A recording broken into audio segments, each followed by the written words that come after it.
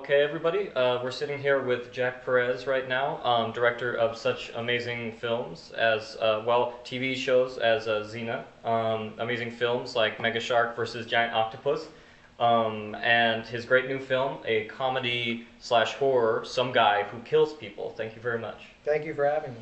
I'd like to start out with a very basic question, I'm sure you get all the time, Okay. Which is, what first made you want to become a filmmaker? Yeah, that's a good question. I haven't thought about that in a while. Well, my father was a huge film buff.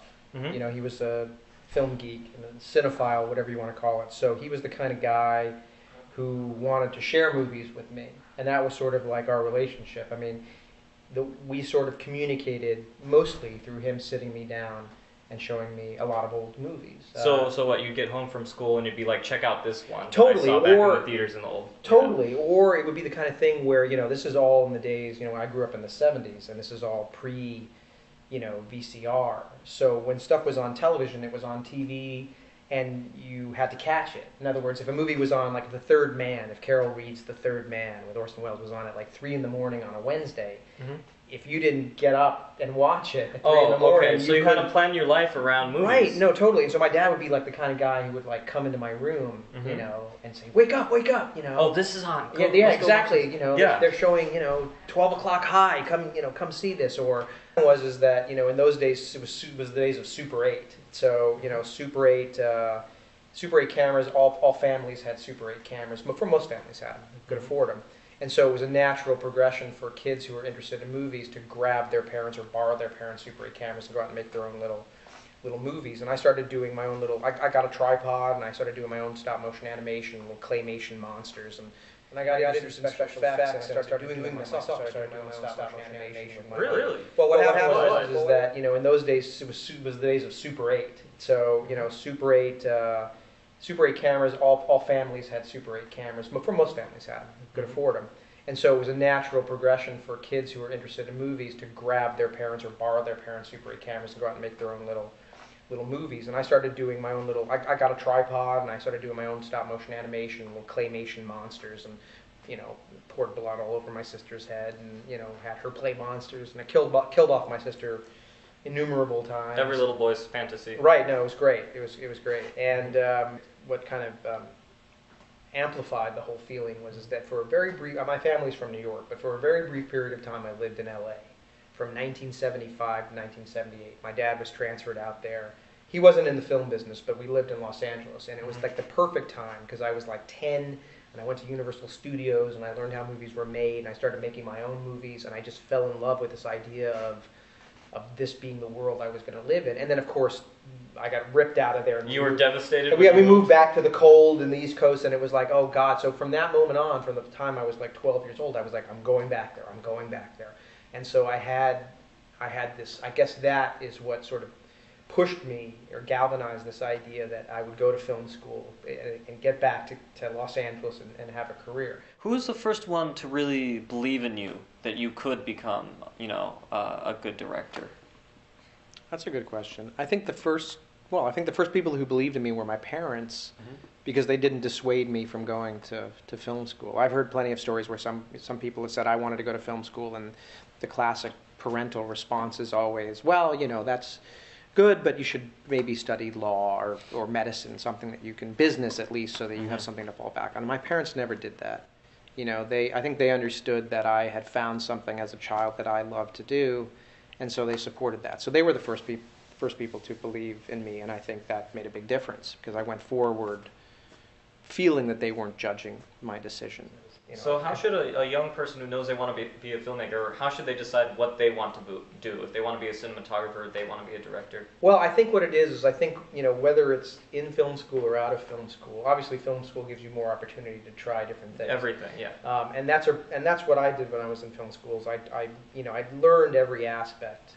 And there were certain departments that were more interesting to me. I was more interested in the camera department. I shot movies, and I learned how to shoot and how to light, and the camera is the paintbrush, so that was my favorite thing, is to learn the power of the camera. Mm-hmm. And I still do that. Whenever I have to do a handheld shot in a movie, I usually do it myself because It's a very personal thing. Really? You get in there as a director? Oh, I and do. actually I do it all the time. In fact, as much operating as I can do, I do, because I do feel that there's a connection between.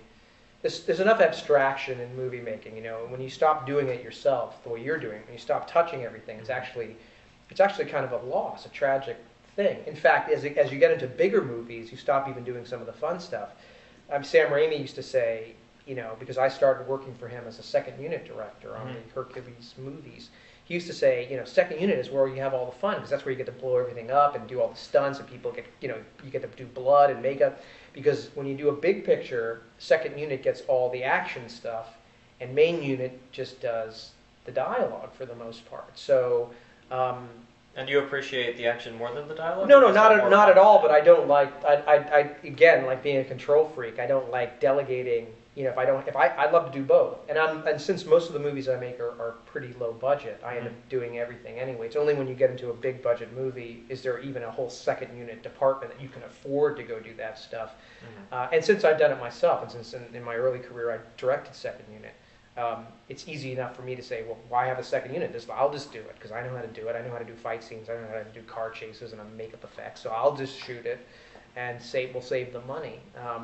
But I do think, going back to your question about how does somebody find, I think they just have to try everything. They have to try holding a boom. They have to try lighting. They have to try production design, you know, and see if they get off on it. And if you get off on it, then you're like, okay, cool. If you get off more on one thing than the whole thing, then maybe you're better suited to be in a particular department. But if you're into the whole, like, controlling the image as much as you can, then a director is the job for you, because a director manages all those departments and understands all those departments, because they have to in order to get what's in their head, you know, on the screen. So I think you just have to try as much as you can to see what you like. What was the turning point when you knew you were going to make it, that you could do this as a career and survive and have some fun with it? Interesting. You know what? I don't think I've had fun with it ever, except on this last movie. On Some Guy Who Kills People, it was probably the first time, and it was like my 9th movie. First time in over 20 years where I actually, like, laughed on set, where I actually had a good time. And I think it was probably because I've been doing it for a long time, and I finally felt comfortable with myself, fully comfortable at not at ease with myself, but I felt so confident in my own abilities after 20 years that now I could sort of allow myself to have a good time. I think part of me also always mistakenly thought that if you were having a good time on set, you couldn't possibly be focused to your utmost. In other words, it takes so much concentration to be a director that if I was ever, like, you know, happy, then I was probably letting an opportunity slip by.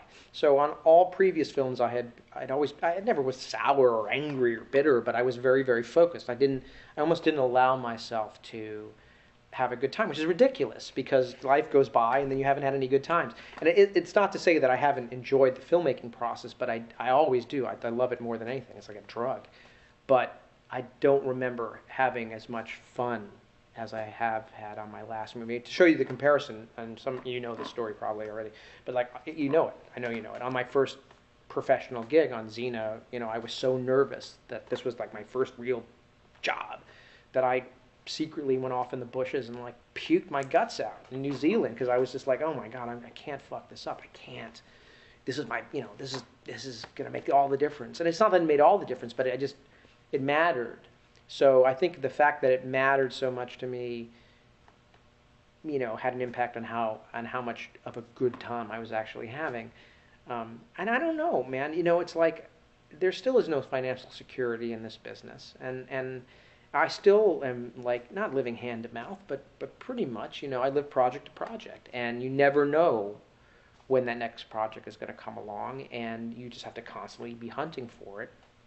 And so I guess I've made a living, but I never really ever had that moment where, like, I've made it now, I'm in, you know, like, no problem, you know, like I never had that sort of, I never made the kind of money where it was like I could kick back for 3 years and develop, you know, and I never made a huge Hollywood movie. All of my movies have all been, you know, a few $1 million at most. And but then again, making movies, some of my friends make big studio pictures, and the kind of creative compromise that comes with that, and the amount of shit you have to swallow, and ass kissing you have to do in politicking, which again has nothing to do with the filmmaking process, has everything to do with just the business.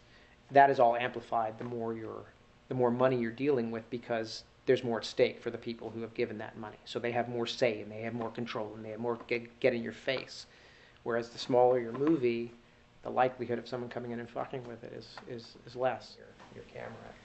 One time you told me a very interesting story about when you first moved to LA, and I believe you just contacted every production company that there was. Yeah, well, before I went to LA, my best friend, who I met in film school, we wrote a horror movie, and we figured, if we're going to go to Los Angeles, we better have something that we want to, sell.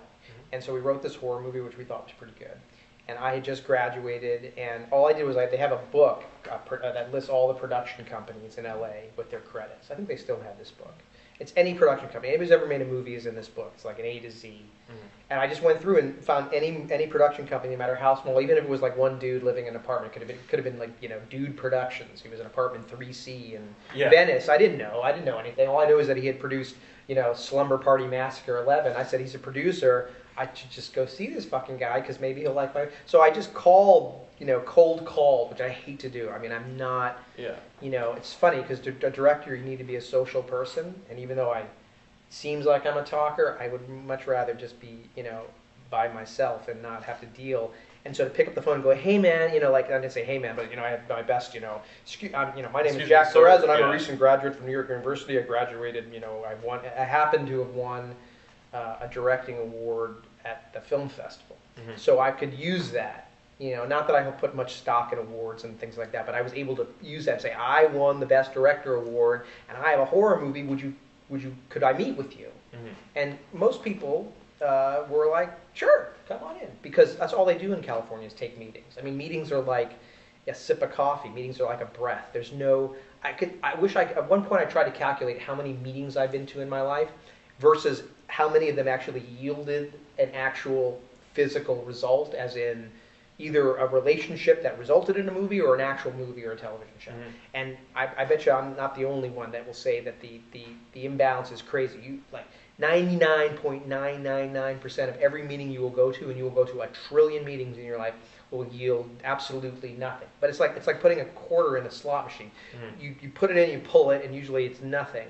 But maybe that's an 1100th meeting that suddenly gives you something that you get the. So anyway, we had 100 meetings. I mean, not 100, but we must have had 30 different meetings with varying producers, and we gave them the script, and and every single one of them said thank you, no. And I went back to New York with my best friend and partner, and we were like, nobody's buying it, but. Okay, all right. So maybe we didn't find the right person, or what? We weren't about to say that's it. So after a few more travel logs, had a few more bucks, I just said, okay, I can't do these travel films anymore. I'm not supposed to be doing this, even though it was a well-paying job. And I just pulled up stakes and moved to LA and started looking for one. What advice would you give to new filmmakers today, just looking to start out? Well, the advice would be to prepare for a marathon and not a sprint. I think that's the thing. Unless you're very lucky. I can't stand it when they interview these people on E! Or Entertainment Tonight, and then this actress who was just in this whatever movie says, oh, I've been working at my whole life. I got out here a year and a half ago, and I was waiting tables, and now it's all come together. Now I'm going to start, or I've been out here for 3 years, and I've been working at this forever. And it's like, somebody once said, every overnight success, meaning somebody you never heard of who suddenly is a big star, has been trying to do it for at least 10 years. So you have to kind of strap in, and maybe this will provide you some comfort, because I found in my life, everything that comes to me comes usually 5 years later than when I was ready for it. Like, I'm ready for it right now, and I'm still ready. Next year I'm ready for it. How come it hasn't happened yet? I am trying, I want to. And then 5 years later, by time the 5th year rolls around, then the thing that I was really shooting for happens. So you have to be prepared for a a bit of an endurance test. And I'm sure I'm not the first person to say, be prepared for a lot of disappointment and a lot of heartbreak, because oftentimes the thing that you love is not going to, the movie you want to make, the job you want, you're not going to get it. And the only option is to keep going or to say fuck it. And look, a lot of people get their it's like a relationship. Some people get stomped to death in a relationship and they go, fuck this, I'm all just going to go on one night stands for the rest of my life. I do not want to be destroyed in a relationship. And that's perfectly valid. Some people get crushed, and the business is the same way. That's why there's a song, this old Gladys Knight and the Pips song called Midnight Train to Georgia, the Midnight Train to Georgia. I never understood what that song meant. If you listen to the lyrics, like the first line in that song is, L.A. proved too much for the man, so he's leaving on that midnight train to Georgia. So it's all about this person who couldn't cut it, which is not anything against the guy. It's just it's a hard fucking life. And I can't imagine what it's like to be an actor. That's even worse. You have no power. You're just going in hoping someone likes you, and no, like that. That's why so many actors are nuts. Well, they're nuts to begin with for the most part, but then they get increasingly more nuts as they're told no. But I mean, anyway, we're all nuts in the business. But yes, to be ready for the marathon and to be willing to go longer than you expected to achieve what you're going to achieve. Because if you have unrealistic expectations of it's all going to happen, I mean, you can plan. You can say, yes, we're going to go for it, and we're going to make. A lot of it has to do with willing things to happen. I have, every independent film that I've ever made has been about, we're fucking doing this, and you do it. But to think that, okay, in 3 years suddenly the golden gates open and you're now Christopher Nolan or whatever is not the most realistic plan in the world. So it's an endurance test, and a psychologically difficult one, emotionally difficult one that you have to be, that's where all the thick skin shit comes in. You gotta have a thick skin. That's where it comes from. I think it's always better it's good to have two sort of parallel courses. One is the one where you try to get hired and get paid to direct and write and make your movies. You should always try to do that. And the other one is the one where you are aware of the fact that this track is an ideal, and may not be consistent. And it's not even consistent for the people who are on the A-list who work all the time. It's just so. To be creatively satisfied, it's necessary to find a way to make your own stuff. To try to generate your own material and make it for as little money as possible, because something that's within your control. Because otherwise you'll always be at the mercy of these powers you always be this little orphan holding your hand please give me your hand. and I hated that feeling. I hated feeling that, well, they're not going to give me the movie if they can go to James Cameron or Ridley Scott or Michael Bay. You can only compete with so many people. There's always going to be people who are just better established, who have earned money for the studios, that are just in a higher standing. So what can you do? If you get in line, you're going to be at the end of the line. So you have to make your own mark in order to be taken seriously and to distinguish yourself from everybody else. And at the same time, satisfy yourself. Because if you're just constantly going out there just hoping someone's going to unlock your paint box, because that's not why you tried so hard. That's not what you trained for so many years. No. If you get into movies because you want to make movies. You don't get into movies so that you can go to meetings and hopefully someone will give you a job. And that's what Orson Welles said toward the end of his life. He said, he goes, if I had gone into any other medium, I probably would have been a lot happier, because film is 95% hustling, 5% filmmaking. And he said, I spent most of my life trying to find money and trying to get hired. And that's Orson Welles. So that's a reality that and John Boorman said something. John Boorman, who directed Excalibur and Deliverance, Point Blank, made a lot of great movies. He said, kind of bitterly, he said, well, this business is all about the movies you didn't get to make. And I was like, fuck, this is like John Boorman. He's like, what do you got to whine about? And I realized that everybody, no matter how many movies you made, has tried to make a lot more and been told no. And how do you deal with that? It depends on the person. I mean, I've gone through some very dark, depressed, my wife will tell you, very dark periods where I'm like, this fucking sucks. I don't want this, and this is horrible. and I hate everybody. It's like, I mean, you go through this, and there are a lot of schmucks in Hollywood, and a lot of pinheads who have power, and and and there was one point in my career where there was a producer, and his name was Bobby Newmeyer, great guy, and he had produced Sex, Lies, and Videotape, Steven Soderbergh's first movie, and he had produced Training Day with Denzel Washington, and he was a really sweet guy, and he liked my films. He had seen some subsequent films I had made, this film called The Big Empty and another film called The Cucaracha. He was a fan, and we talked about making movies, and we were getting ready. I was actually going to do a movie he had a project called Billy Coyote, which was a story that was based, I don't know if you know this movie called Billy Jack. There was a movie called Billy Jack made by Tom Laughlin, and he was like a Vietnam vet who was a peace-loving, Native American-loving. He was a pacifist who could kick the shit out of you. Yeah. And he defended all the flower children and the minorities from like rednecks and just kicked the shit out of them. And this was a teenage version of this, of a kid, Billy Coyote, who comes to this cracker high school where they're racist and they're picking, and he comes in as a transfer and like kicks the shit out of all the bullies and like, basically. And I was like, right on, because I had been bullied, and this sounds great. And we were going to make this movie, and then Columbine happened, and then anything with high school and people was like, no, we're not. So that movie fell apart. Yeah. But he was still this person I could go to, and I remember there was this one point where it was like a year or two where I could not get arrested. I already made like 3 or 4 movies. I already made Xena. I could not get a job. Every job I went up for was like, no, thank you, no.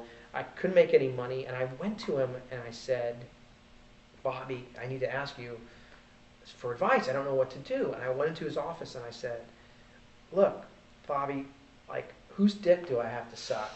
I'm so desperate. I was like, look, I'll suck it. I mean, I don't care. Like, tell me what's the secret? Because if I have to blow somebody, if I have to do something, and directors will do this. I've been times in my career where I was like, if someone said to you, if you cut off 2 fingers, you get to make your movie. I've literally been in a situation like where I posited this, where I was like, I don't really use this one, and, because it's that important. So I remember I went in there. I said, who do I gotta fuck? Who do I gotta blow? What do I do? Please tell me. And he looked at me, and this is a producer, made big successful producer. He looked at me, and he just kind of looked at me very empathetically, and he went. He doesn't. He didn't know. Yeah. And that was like a huge eye opener. I was like, holy fuck, nobody knows. Like, this is all this like huge fucking gamble. Like, everybody out here is just like, they're just fucking rolling dice. And, sometimes it, I mean, I don't want to use the cliche, but sometimes you win and a lot of times you don't. And the trick is that there is no trick. There is no like magic answer.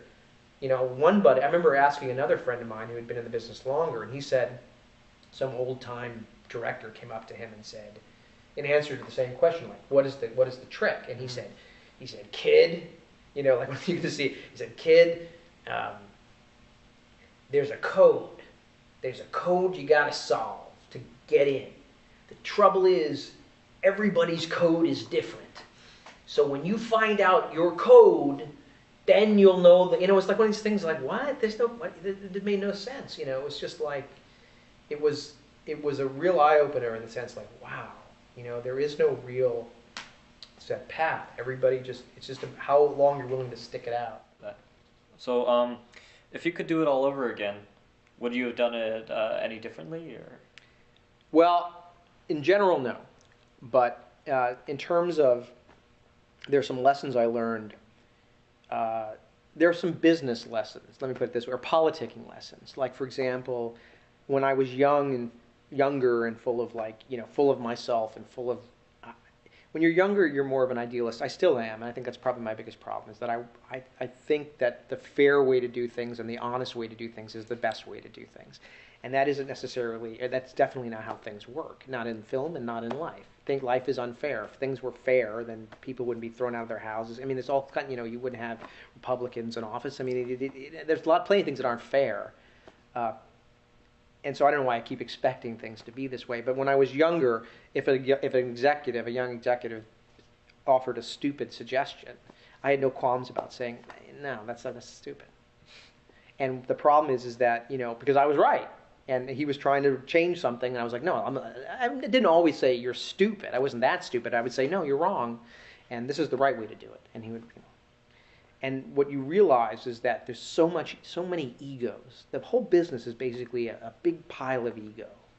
And if you bruise somebody's ego, they'll never forget. And they will always go out of their way not to help you.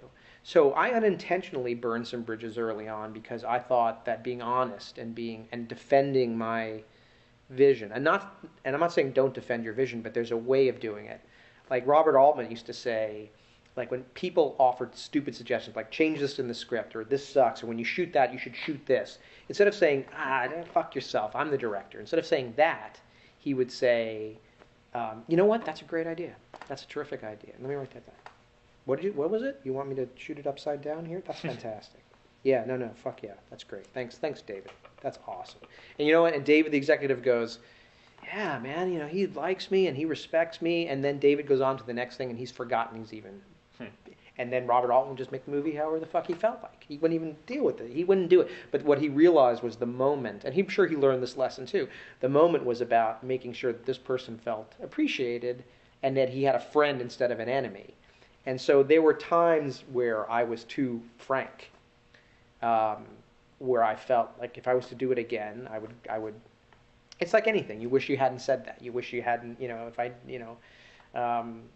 hindsight, like, so little things like that. But I wouldn't change my course. I mean, I would have done all the films that I've done and made all this stupid shit. I would have made all the travelogues and all the, the Temptation Islands, and I would have done everything the same because it's the most interesting career I can think of.